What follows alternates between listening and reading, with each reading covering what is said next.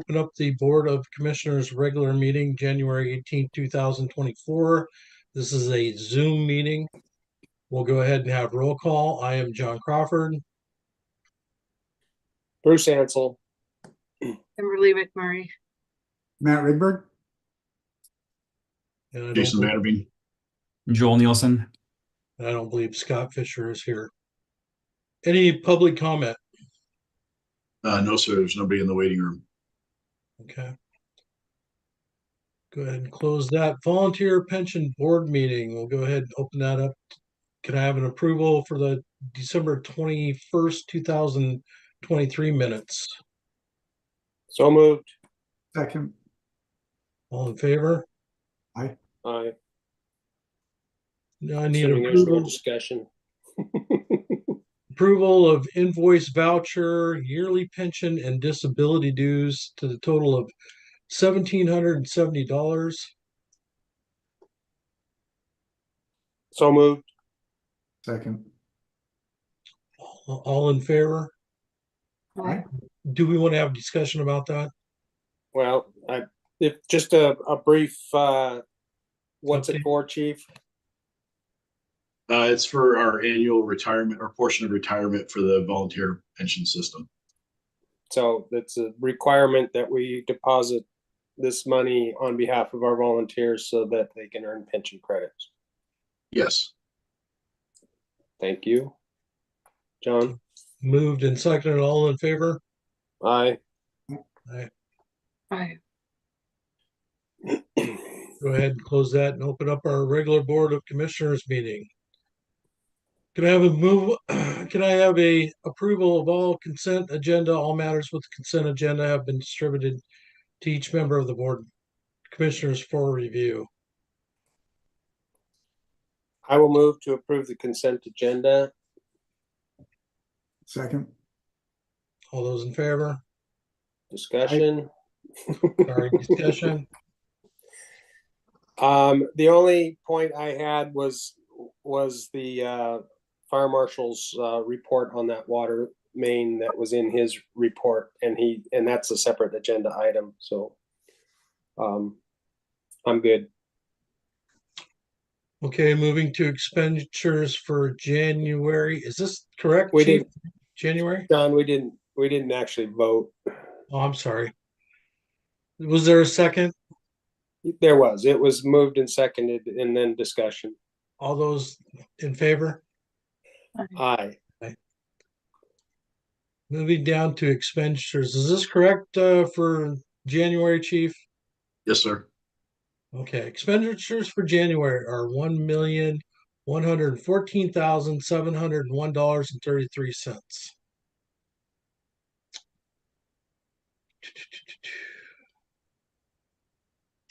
And the consent agenda is the meeting minutes for December 21st, 23, staff reports, financial reports, and vouchers.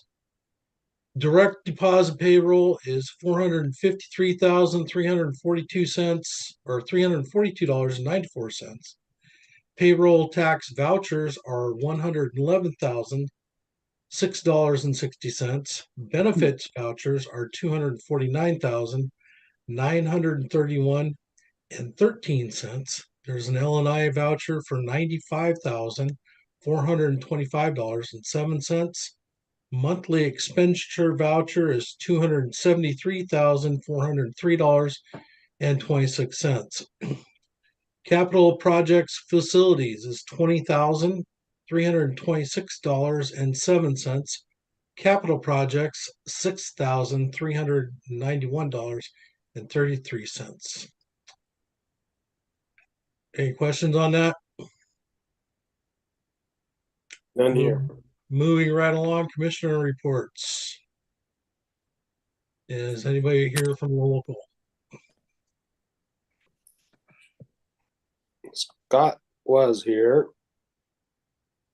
Still here. Oh, I'm sorry. I kind of skipped over this. Commissioner meeting reports. Does anybody have any reports? Chief and I met with Ram Construction. that was driven in part by Commissioner McMurray's request at the last meeting to find out if there are local contractors that we could potentially use. And so we reached out to them. They're well-known in the community here. They've done a bunch of projects. They're very community-minded and oriented. Mike, the owner, is a former firefighter in Redmond and Bellingham.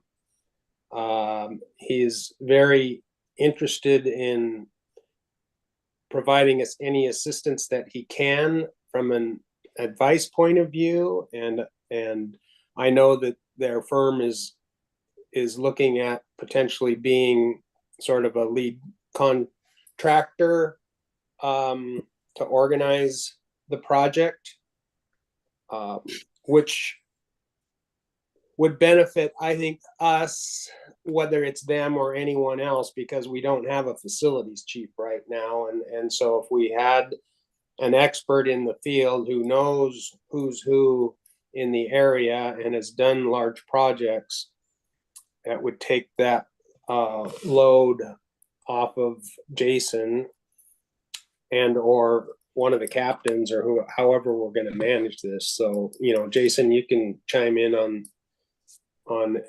any part of that. But for me, it was a wonderful meeting. They were, they say, hey, if you just want to call us and ask us advice, we'll give it to you. We really want to help you guys out. And we don't want to see you get messed up in the bid process or get stuck with a contractor who bids you a project and then has cost overruns. So, it's the bid goes to the low bidder, and then they manage to sweeten the pot later after you've picked them with, well, that wasn't included or that wasn't included, and they could help us watch out for that. So, Chief, I don't know, I defer to you at this point. No, it was good to get a contractor, like a big contractor who's done public works projects, libraries, fire stations, those kind of things. Get their perspective on how the system, or how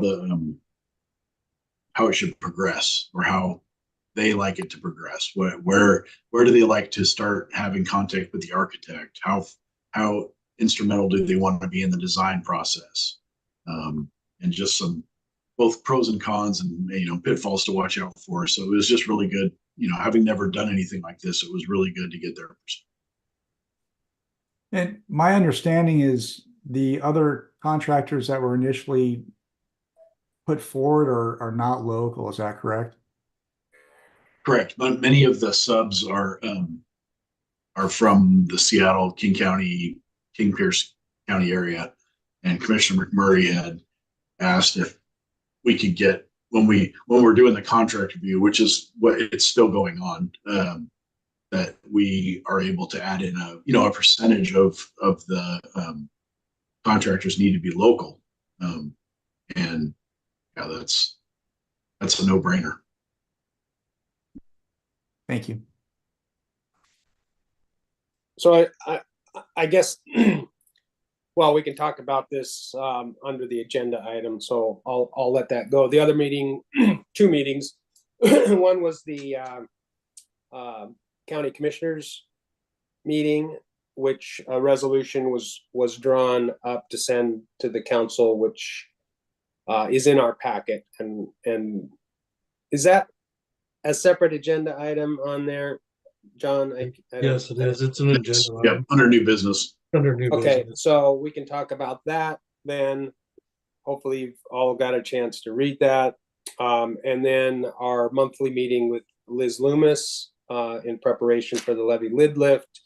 They have been extremely proficient at keeping us on task and on target. Message letter to the editor is drafted and waiting for final approval. The first video conference message that the chief is going to give is drafted. I've provided some comments and input to that, chief. I had another one this morning. I've got some too. I just need to hit send. So Yeah, no, obviously I let them know. I mean, as much as they'd like us to respond to all this, obviously there's a few things going on in the district right now, and asked for their patience in us getting back to them. But I would say 90+% ready to go. And we're looking to roll out a few things, I believe in March. Is that your Yes. understanding? So we're moving along. Does Liz have all the access to the local little social networks here on, yes. They have a list that is bigger than anyone I've ever seen. Okay. Yeah. And I did, sorry, my brain's not totally functioning right now. I had a conversation with, who was it, Jason? It was somebody that's on the chamber that was super supportive of our deal. Now I'm I spacing. can't remember the name. Sorry, my mind's a little preoccupied right now, but anyway, another person who was extremely interested in supporting our cause, and I think we'll have some good discussions on sidebar, whether it's neighborhood next door or whether all these media accounts where people go in and express their uneducated opinions about things. Maybe we can sort of head some of those off, and get a real strong supportive push for this from the ground up. So anyway. Okay, we'll move right. I'm gonna take all my county commissioner stuff and that's a new business, so we'll just skip right over that. Is Scott Brown online? He's in here. I haven't seen him or heard from him yet, but I can see that he's in the meeting. Is he on duty today? He is. They're not on a call, but that doesn't mean they're not busy. So let me shoot him a text real quick. We'll just come back to him if he wants to have anything to report. Fire Marshal report, Joel? Yes, good morning, commissioners and Chief Vanderveen.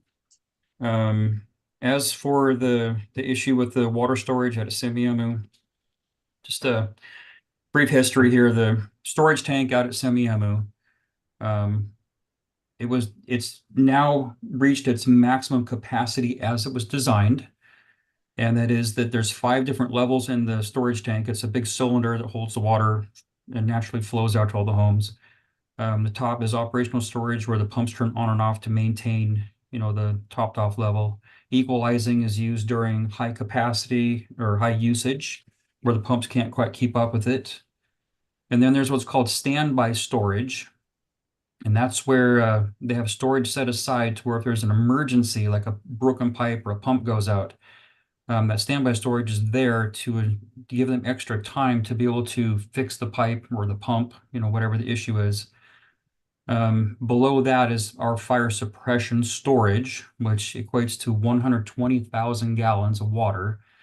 And the bottom of that suppression storage has to maintain a level of 20 psi or greater to provide water flow for fighting fires. Because the system is now maxed out, the Washington State Department of Health does allow for some of that standby storage to be moved down into our fire suppression storage. But because of the single source that's supplying the water line out there goes under the channel between Marine Drive and Semiahmoo Spit, if that pipe were to break, it's not a simple, 6 to 8 hour fix. They're going to be without water. And so I was not comfortable with signing off on, letting them take any of the fire suppression storage unless they had a second source, which there is what's called an intertie that the two pipes connect over by Horizons off of Semiahmoo Parkway. It was designed to send extra water down to Horizons in case there's a large event, but the city has ordered a pump, and they're going to try to pump water the other direction from Birch Bay to help fill the tank. That test will be taking place the first or second week of February once all the parts and pieces come in. And if that test is successful, then I feel comfortable enough to allow them to start nesting some of the standby storage into the fire suppression. And on top of that, they're going to be adding another pump to their pump house near the storage to where they can actually draw out of what's called dead storage, which is below that 20 psi. So they're working hard to try to, get more water available, for our fire suppression. And also in 2026, they're planning on putting a second line across the channel to have two sources, which would then alleviate all of our concerns. And we did have a meeting yesterday. In the meeting we had members of the City of Blaine and engineers from David Evans and Associates. They're the ones that do all the water modeling to show that the pumps and pipes will supply enough water for fire suppression and standby storage. And so after the meeting, I do feel comfortable if we have a successful test in February that we can go ahead and sign off on nesting the water. Okay, like I said, I saw that note in there, and I just wanted to make sure that Semiahmoo Spit's at risk to just disappear into the abyss anyway. So it'd be, I don't know. They have a big earthquake or tsunami, they're going to be gone. So yeah. If we lose that channel crossing, then Semiahmoo residents, the Golf and Country Club, the resort, there was no water supply available. But with this test next week and a second supply line coming soon, then we shouldn't have any worries. Perfect. Thank you for your report. How old is the original pipe? I believe it was put in back in the early 80s. Okay. I don't have the actual numbers in front of me, but Okay. the pipe is aging. It's a cast iron pipe, and it is in salt water. They do have electrolysis protection in place. I'm not sure what the actual name of it is. I forgot now, but it sends an electrical charge through the pipe to help counteract the electrolysis from taking place on the pipe. But still, there's really no way to see what the condition of the pipe is overall without, digging it up and doing tests on it. Do we know what size that pipe is? I believe it's a 14-inch. It's pretty good size. Great. Thank you. You're welcome. Thanks, Joel. I see Scott's here. Scott, we'll revert back to you. Hey, sorry. Good morning. So thanks for having me. Not much going on. Just the year ended. We're going to announce promotionals probably at the end of this month for upcoming in May, I think, and then hired a few more is the plan. Other than that, if no one's aware, I'm sure everyone is, Leslie Smith's cancer is not doing well. So we've just been trying to do whatever we can for her and her family at this time. So that's all I have for right now. Yeah, thanks, Scott. We'll move to unfinished business, Birch Bay Station 63 Phase 1 project. Chief, you want to go ahead and take care of that? Sure. As Commissioner Ansel said, he and I had a meeting with Ram Construction to get a contractor's view of, what can we put in our contract? How can we move forward and be successful at both the design and the build phase? Bottom line is that the contract's still with the attorney getting worked over. We had some issues getting one that was editable. The PDF that they sent us, we couldn't unscrew it. So we had to get one that the attorney could edit. So it's still there going through edits. And as far as just to give you an update on Station 63, last year the boiler died, and it's a very odd one apparently. In order to fix it, we would have had to get a part machine that would have been about the cost of putting a new heating system in. We've got the mini splits in there for heat and air. It's a heat pump, so we thought, we're good. We'll just decommission the boiler. Turns out heat pumps, once you get below about 14 degrees, can't pull any warm air out of the atmosphere. So this last week, 63 was a little chilly. I want to thank the firefighters for once again rolling with the punches. We collected every single space heater we could find. Stand by for 63's electrical bill next month, but they survived the cold snap, and they were very gracious about it. And I really appreciate them being flexible and understanding that better days are coming. But that was certainly a brick building in 5 degrees. It just doesn't hold the heat, and it just it got a little chilly. So, but we plowed through it again. So that's my 63 report. Chief, can I ask you a quick question here? Yes. We just had in my neck of the woods, about 12 inches of snow. I don't know what they have over there. I'm assuming close to the same. And then we've got rain coming, and we have a roof that's separating from the building, at least into the garage area. Are we anticipating any major issues with that? The best I can say is I hope not. We haven't heard, or there's no signs of any kind of structural collapse. But thank you for unlocking that fear, Commissioner Reaper. I appreciate it. It's in my DNA. I worry about everything, so that's one of them. I would imagine if anything that was swollen has now retracted with the cold weather. So if there is an opening, it's going to be bigger than it's ever been.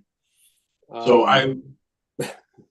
they're still in, as we're in the winter time, the way they've got things organized right now, they know where the leaks are, and they have ways to mitigate them without damaging the interior of the station any more than need be. And I'm sure during this thaw they'll be more than prepared, and I'll be checking on them, and it'll be if we see or hear any signs of anything, absolutely we'll pull them immediately and shut her down, and we'll move on from there. Is there a contingency for like trailers on site to house the staff? I don't have anything planned right now. The best we could do is we would probably we'd have to double bunk them at 61. We'd have to put that would have to be, we have the next piece on the agenda here, which I'll talk about, but we double bunk them at 61. And okay. Sorry to unlock that fear, Chief. No, that's fine. It's good. Sometimes I forget. I mean, my anxiety only runs so deep, so I appreciate that.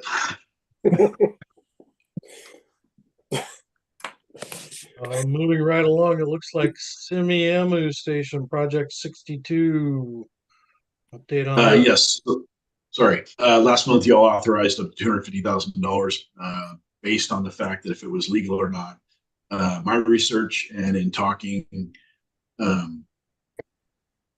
haven't got a paper copy back from the attorney yet, but it looks everything in the RCW says we can move forward by declaring an emergency.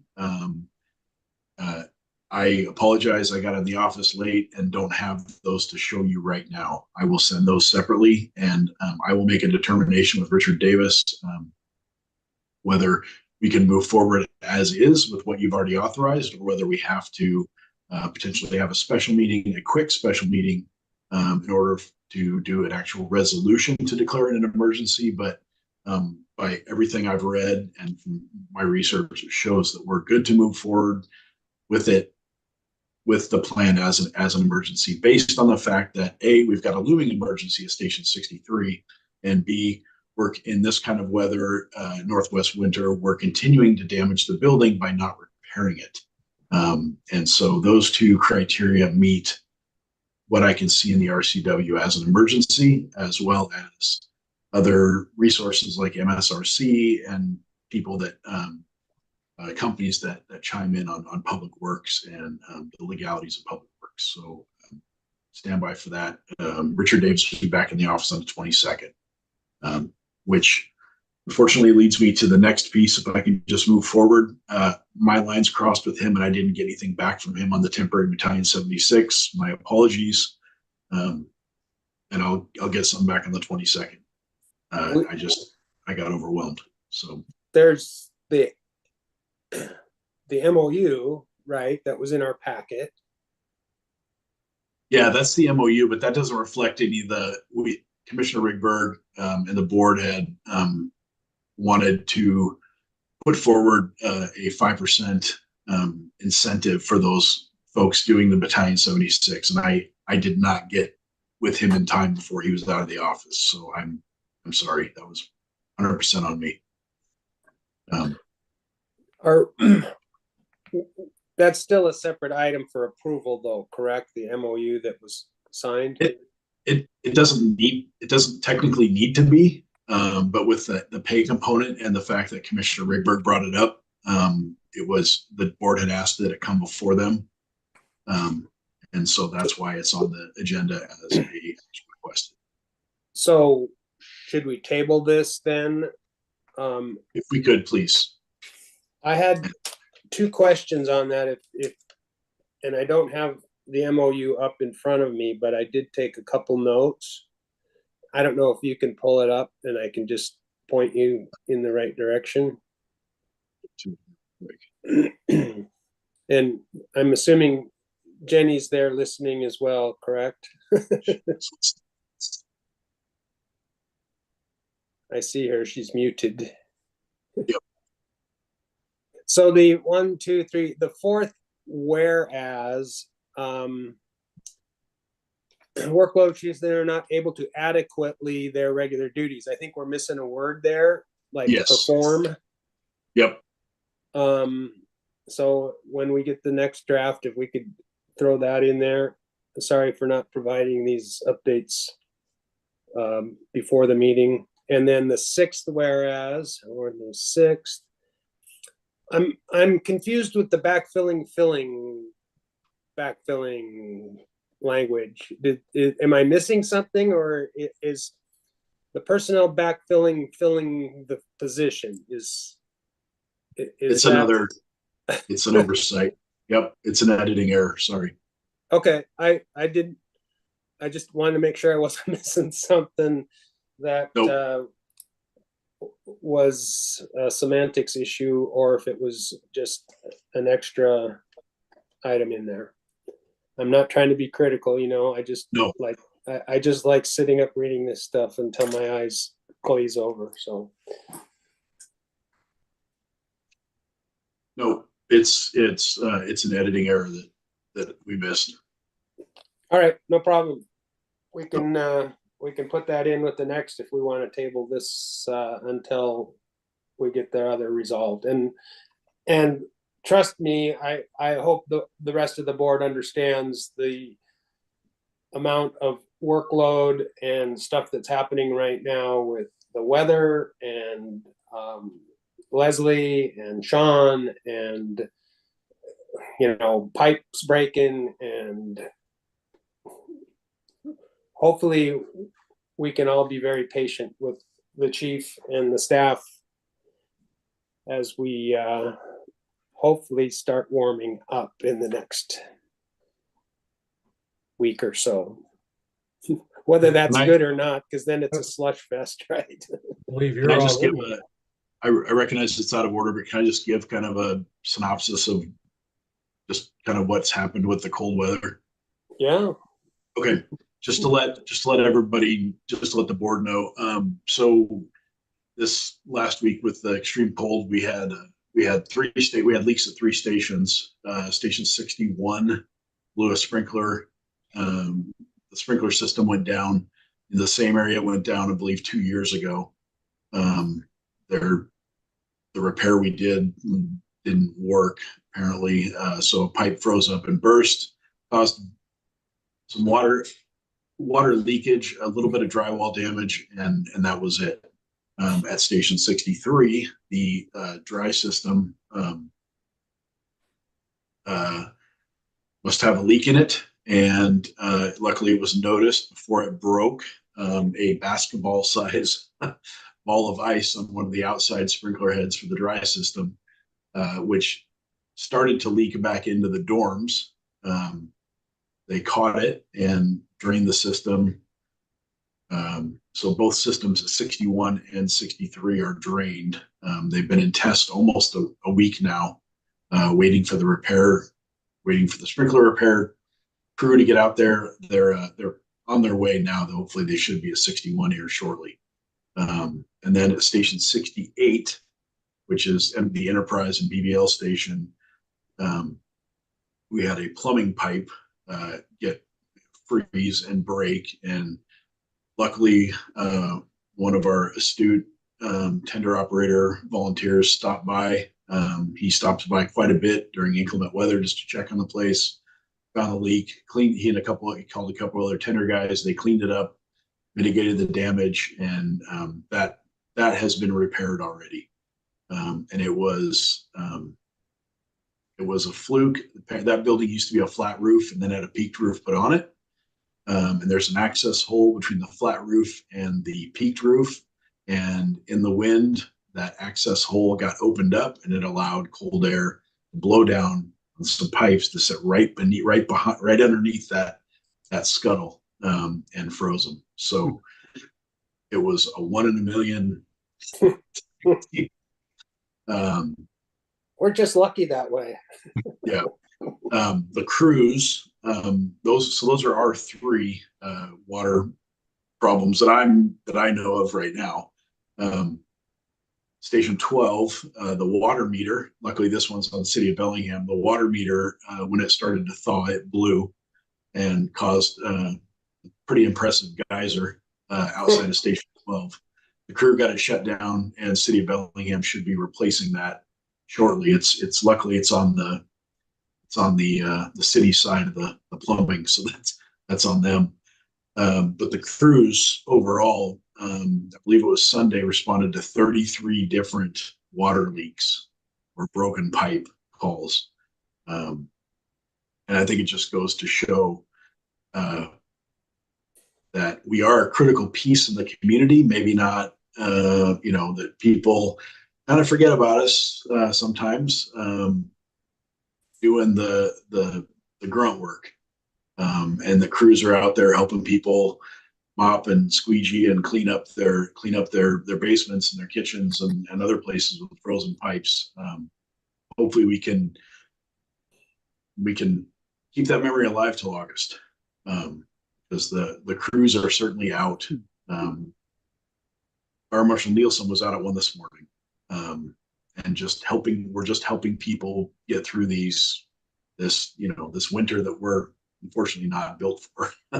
So the crews have been extremely busy with just those kind of calls. So I just wanted to let you know what our people are up to.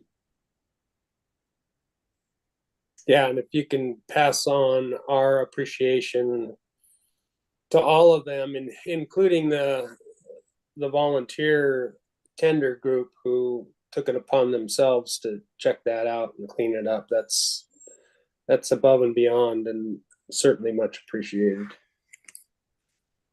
Will do.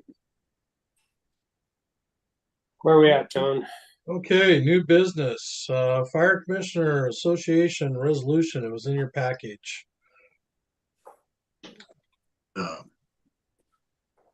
Would you like me to talk, Bruce? Sure, John. You were there. You can start, and I'll chime in. Okay, so we got the letter from District 1. Their board and their chief put out a letter that's they would like to move forward to give to the county council.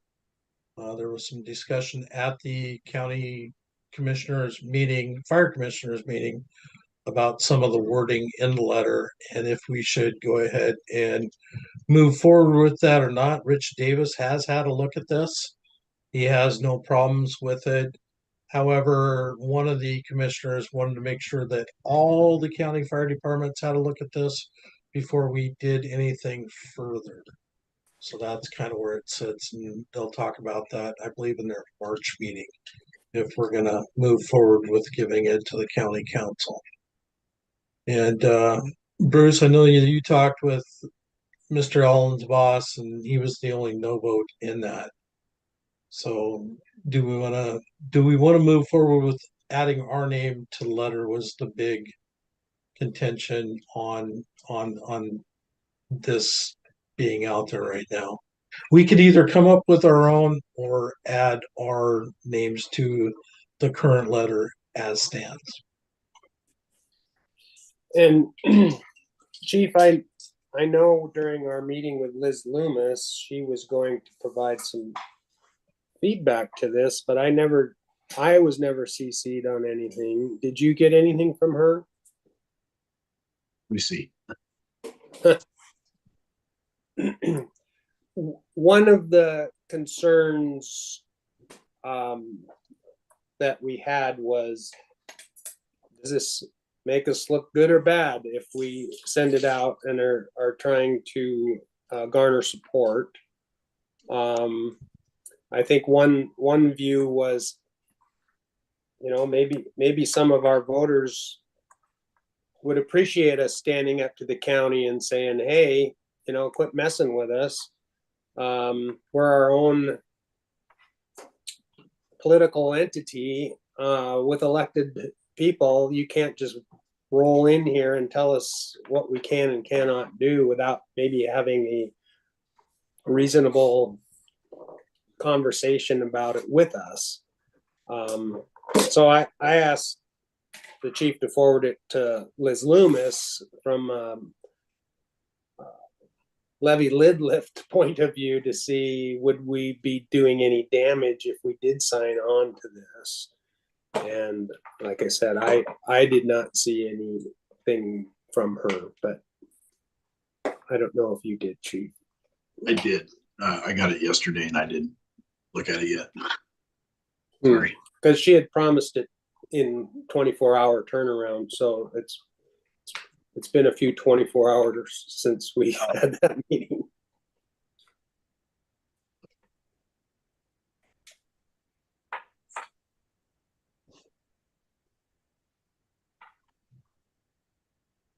I guess while you're kind of thumbing through that, did anyone else on the board? You weren't at the. Oh, okay. There we go. There's some edits. Weren't at our meeting where it was discussed by the county commissioners. What was your initial take on it? Were you supportive, offended, concerned? What, Matt? What do you think? I think the presentation was off-putting, to be honest. It created a contentious environment where it wasn't needed. I think a healthy discussion is reasonable. I don't particularly have any issue with the resolution.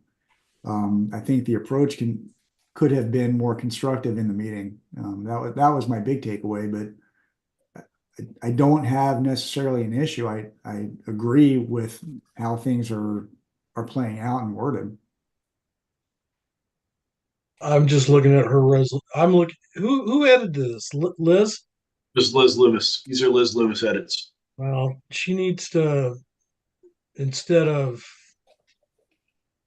I don't like some of her edits so far as of right now, but I understand that she's not in the county realm. So there is a long history, and that needs to show up. That needs to be available to everybody. The county council has been involved with quite a few things over the years, and there's no need for them to be involved. This is my opinion, not the board's opinion. And having the meeting that we did, I understand that everybody wants to be warm and fuzzy, but some of this is okay. I don't have a problem with going out and trying to get information on if we should consolidate. That's been thrown up in the air many times. and it looks good on paper, but it just doesn't move forward in some aspects. We tried doing it with District 4 without any county help. And I think we could have done that if we wouldn't have had a sidetrack commissioner from District 4 at the time. Again, this is my opinion, not the board's. So as far as them jumping in and wanting to do this, I'm for it in some aspects, but again, I'm not. If they want to play ball, let's sit down at a table and hash this all out. And my take is county council never wants to sit down and hash things out. So feelings get hurt, things get said, and some people walk away from there with hurt feelings. And that's just the way it is. I'm all for this. I know the big thing that they had at the top was protest. That was one of the words that they didn't want to use. So they wanted to use the word objective. I'm fine with that too. But I think we need to do something. And if it's throwing it down on paper like it is now and throwing our name to it, I don't see a problem with that. I think that a lot of fire districts are okay with this and are going to be putting their names to it. It's very well written and it was very well thought out. So, but the blue lines I'm seeing here, I'm not really, and I'm just glancing at it. I'm not too happy with because, like I said, Liz Loomis isn't from Whatcom County. She's just giving her own opinion as well, and I understand that. So if we want to do something, write something of our own, I'm fine with that. But we really need to be careful with our words and our actions. So it's my 2 cents. Chief, other than editing it, did she provide sort of any thoughts or reasoning with her edits? I mean, did she say, wow, this thing is really offensive, we should tone it down? Or did she, I mean, other than just changing it, did she have an opinion? No. I will forward her raw email to each of you so that you can see that. I'll read it to you real quick here. Thank you, Chief. I did the best I could here. The county will ignore us, so we may have to do a press thing if your board is passionate about raising attention to this matter. Okay. And That was it. that's, I mean, one thing I talked about, and I think Liz agreed, you know, the county has a much larger pile of information to go through prior to every one of their meetings. And I know that the council members are also, this isn't their full-time job. And to get another one of these letters like this, I would be surprised if they actually read it. And if they read it, do they actually want to do anything about it? And I had suggested at the meeting that perhaps it would be okay to send this, but it would be even better to follow up with a meeting with the individual representatives in the county and explain it to them so that they understand that, look, we're not, you know, we're not trying to offend you. We're just trying to show you that you offended us. And have a discussion about it, you know. I know that I'm sorry, Bruce. I don't think it's offensive. I just think it's based. Okay, maybe I am offended. I don't know. But when you don't talk to us prior to moving forward, which the county council does time and time again, right. It's just not courteous.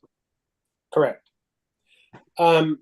Kimberly, do you have any thoughts on this?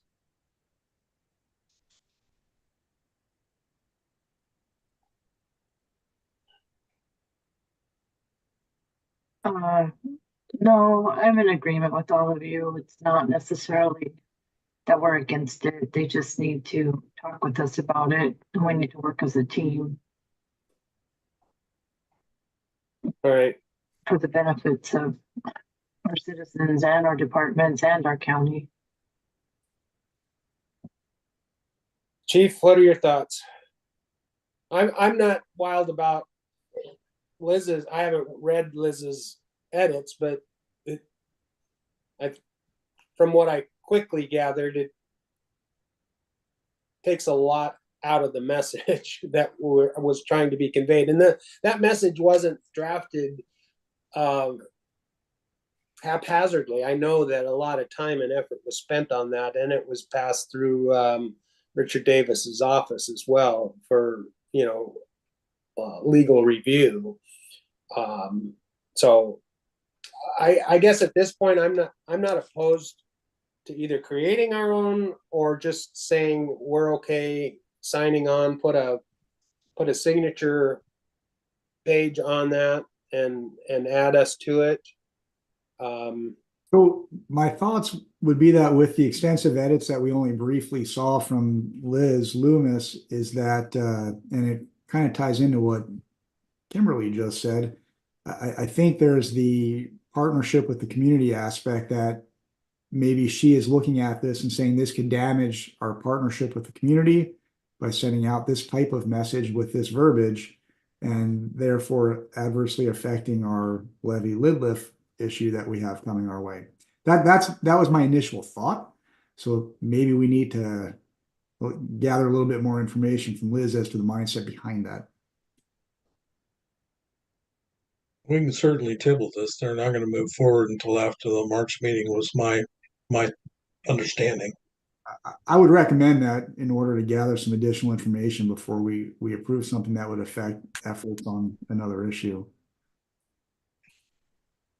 If I may, I can tell you that some districts are approving it, signing it, adopting it, and sending it into the county. Other districts, such as South Wacom, have chosen to table it to the February meeting and take some time and consider their own edits to it, or consider how they want their message to be,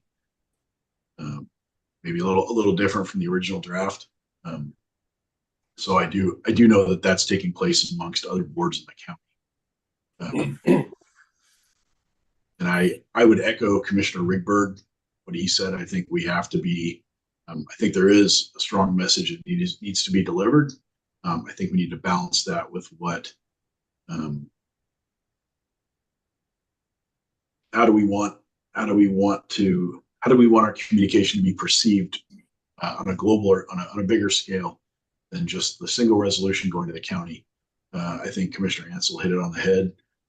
Piece of paper is one thing, but actually getting in there and meeting, talking to the county councilors, taking the time to set up appointments and go speak to them, that's where we're going to get more traction than sending a resolution that maybe other districts have already sent in if we don't make any edits to it. I think we're better off doing the human interaction. The county's going to get the message whether we sign on or not. So I'm okay with that. I think, unfortunately, the council member that needs to see this the most isn't a council member anymore. So, here, I'll drop this bomb and then see you later. Good luck with it. I think she was a sacrificial lamb and all that. I'm not sure about that. Well, and to show that I'm learning to play the ultimate politics game, I'm going to go ahead and also agree with Commissioner Crawford. This issue is the straw that broke the camel's back. This is a long string of county involvement in operations, and something that they become experts in. They come in, they muddle it up, and then they leave it in pieces, and the fire service puts it back together, and the commissioners and the districts put it all back together, and it functions until one of them decides that they want to get involved again, and then they come in and they blow it apart. And so I understand from a fire chief's view why there's so much frustration and anger from so many districts, so many boards. Like I said, this was the straw that broke the camel's back. Well, I think we're all in agreement that we want to send out some type of message. I would also make the recommendation that for the community outreach and support component, we need to reach out to Liz Loomis, find out what her thoughts were on the edits, and that we should table this until we get that information to make an educated decision. Sounds good. So Is that put a it on motion, Matt? February meeting then. I'm sorry I missed that. We'll put it on the agenda for February. Roger that. Moving right along, resolution 2024-01, appointing advanced travel custodian. I'll move to approve the resolution. Second. All Anyone those, awake? all those in favor? Well, Aye. just for clarification, it's just because Benina's left and we need to appoint our new Correct. finance person. How about I put both resolutions forward together? Can we do that? Is that all right? Well, they're separate. Okay. No, they're separate. They have to be separate. Yes, both of these resolutions are kind of boilerplate transferring of the advanced travel fund and the petty cash fund from Benita to Jessica as a officially, so that we can do the work at the bank to get the things transferred over in Jessica's name. So resolution 2024-01, appointing advanced travel custodian. Moved and seconded. Moving seconded, all in favor, say aye. Aye. Moving right along, resolution 2024-02, appointing petty cash fund custodian. So moved. Second. All those in favor, say aye. Aye. Okay. Board elections and representations at outside meetings.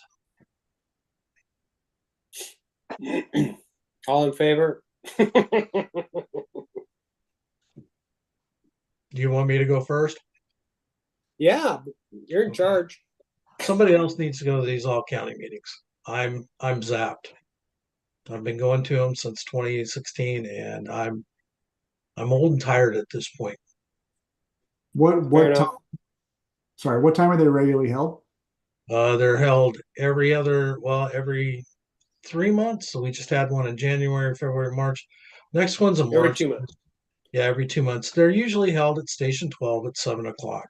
And Jason's been present the last few, so that's always satisfying as well to have somebody there that has video and audio help, as we've seen in the past lately. So Do we know which day of the week they fall on?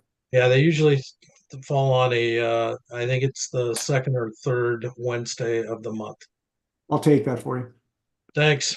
It's all You're yours. Thank you for your service. There, Commissioner Rakeberg, there's an online component to that too as well. So if need be, you can chime in on Teams. Okay. I'll message that over to Holly Linville and give her your address as well. She's the secretary of the board, so I'll get that. Right now, for the next few months, my Tuesday and Thursday evenings are filled till about 7:30 at night, but I can do a Wednesday. Okay. Anything else, Bruce, on these outside Yeah, meetings? so we need to elect a board chair and a co-chair.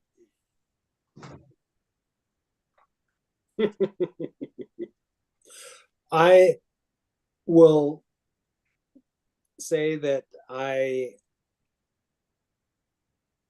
am okay to continue as chair unless there is any objections.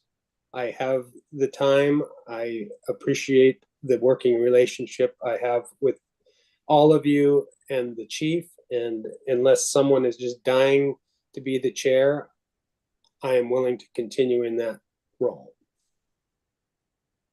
Second it. Third, Fourth, I agree. Thank you for your support.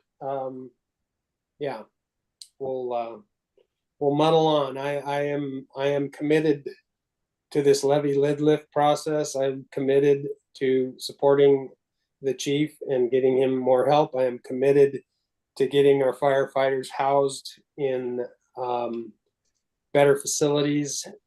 And I know the whole board agrees with me on all of those points. And then co-chair, John, are you fed up with us as well? Yeah, so if Matt or Kim or Scott wants to take a shot at that, I'm more than happy. I would entertain Kimberly if she's available and interested.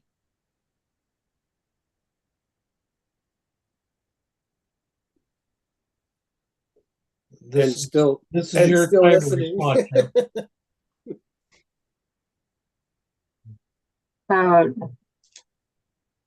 But Commissioner Crawford does such a great job. Oh gosh, here we go. But I think you could do better. And it's time.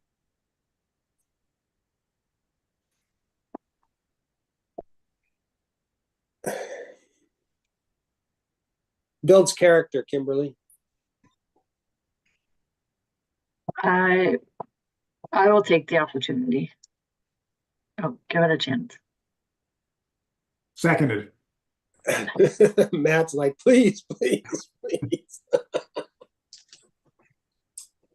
All those in favor of Kimberly being our co-chair for the year? Aye. Aye. I'm sure Scott would say aye if he was here. Thank you, Kimberly, for volunteering.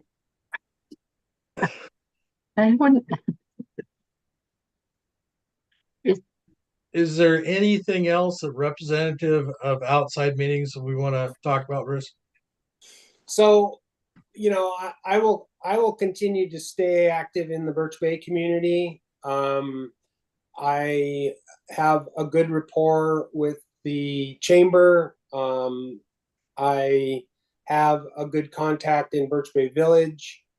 I was kind of hoping that Matt would be our Simiamu contact representative if there is an opportunity to at least reach out to your community groups there so that we can schedule these meetings. I'm happy to do that. As a matter of fact, I brought that up months ago, and we had decided to hold on to things pending Liz Lee's direction. And to what level of involvement a commissioner should have in the community here moving forward. I'm happy to do whatever's asked in that regard. So we're like this close to having the rollout and start scheduling these meetings, and getting them on, making those contacts so that, you know, hey, we need to be, or can we be at your meetings in June and July or whatever it is. Obviously, we want to have these discussions well before the ballots are mailed out. And so, yeah, I would say February, no later than early March, we're going to know what we need to do and start making those contacts and saying, can I come to your meeting? Can I bring the chief to your meeting? Can we do a presentation? Can we have a question and answer session? Yeah, I'm happy to do that. Just when it's ready, it's time. I'm happy to step in on that. And the only other one that we monitor, and Kimberly has been doing that, is the Blaine City Council. And in my opinion, it doesn't mean that, Kimberly, you have to attend every one of those in person, but if you're monitoring the agenda and or just watching online and just, you know, keeping our fingers on the pulse of what's going on so that we don't get blindsided by another TIF project or, you know, something that guts the fire department, or we get, you know, someone's going to come in and build an 8-story building and we don't have the fire suppression capabilities to manage that. And that's no offense to Joel, you as our fire marshal. But you know, we need all the support we can get in these communities. So if Kimberly, if you're willing to continue in that vein, knowing that, again, you don't have to physically be there as long as you're monitoring what's going on.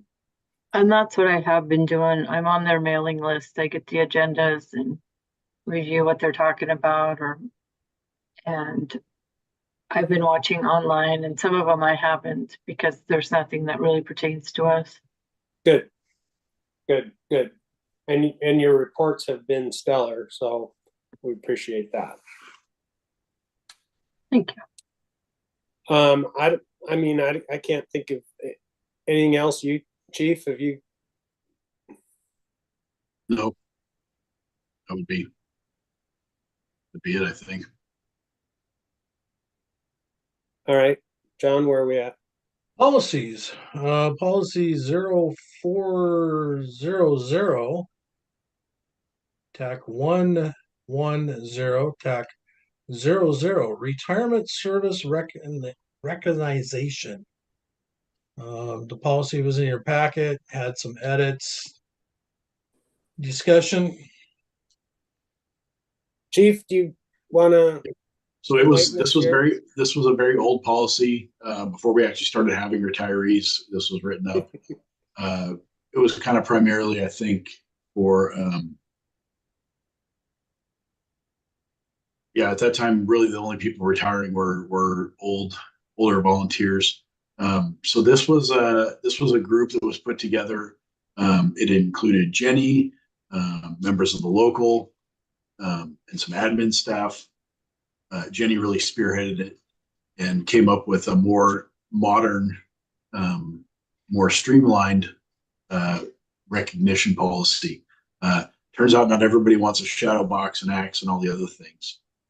So the group decided that it would be might be a better way to do things, to do an allowance.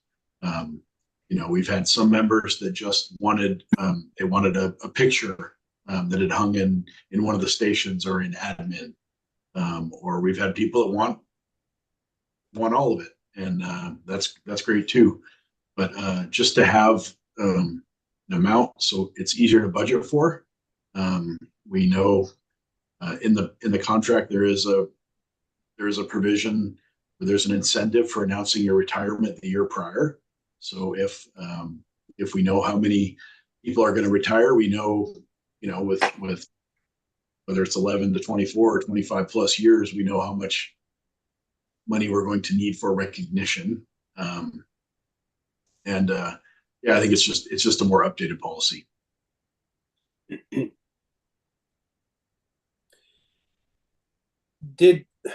I don't have the policy in front of me. Did Sorry, I can share it. Did we come up with a new numbering system? I remember the 00001 thing. We did.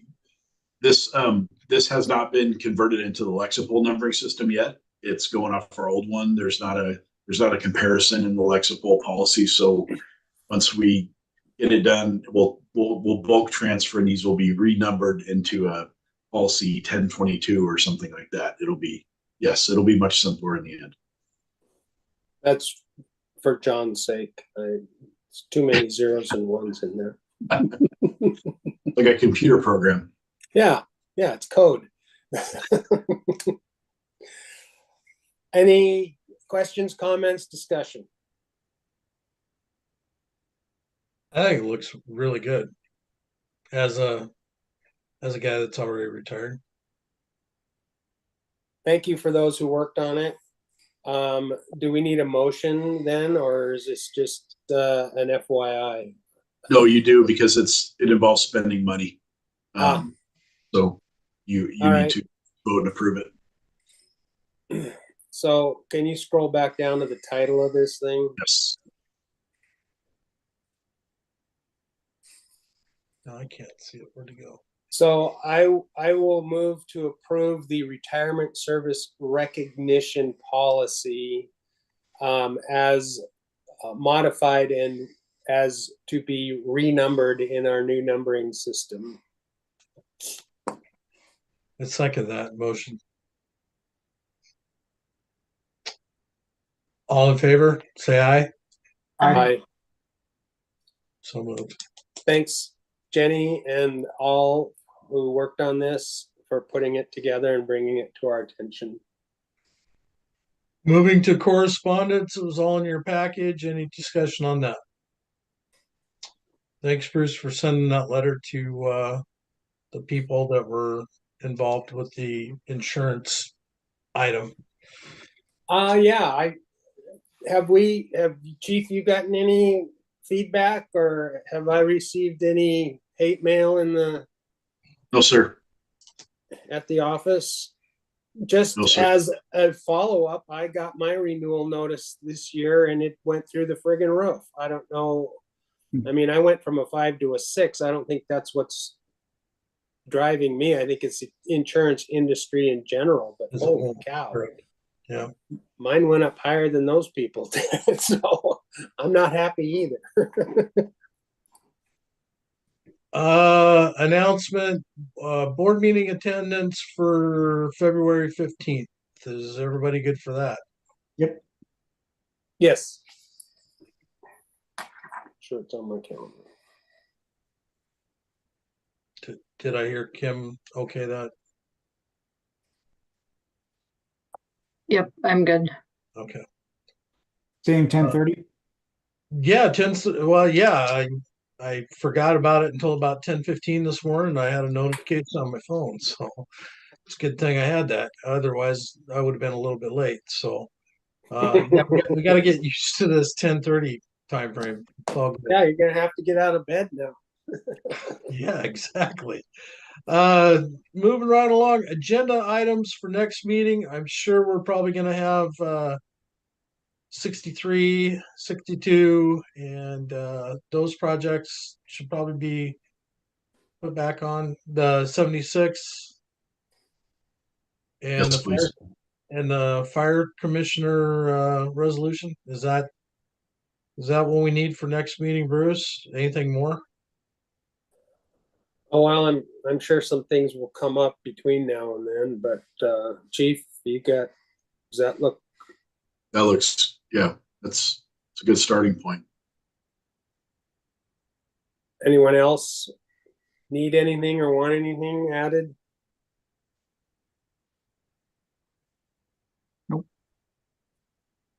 Okay, it says we have an executive session, RCW 4230 .110 to evaluate the qualifications of an applicant for public employment or to review the performance of a public employee. Do we want to jump right down to the signing of documents prior to like how we're going to do that and when we're going to do that before we go into it? Jason's mobile document signing service will be around this afternoon. Jenny, are you comfortable with stamping my name? He doesn't have a microphone, but Do you have a stamp? See, when you're chair, you get a stamp. Vice Chair get a stamp? I'm okay. Thank you. you got a microphone. Wow. I didn't realize you. Chief, So I forget. You don't have to find me, Jason. Yes. I forget how we do these executive sessions. Do we get So we'll need to excuse the fire chief and everyone but the commissioners.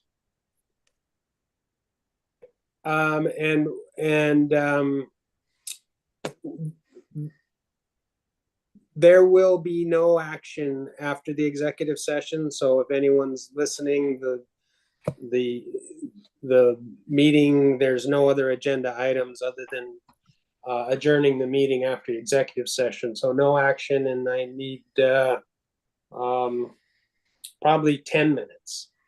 Okay. I'm going to take us off YouTube. So I'm going to stop the YouTube stream and the recording, and then I will step out. And if you would text me when you're done, I'm going to mute everything so I can't hear it, close my door, and I'll be out in the lobby.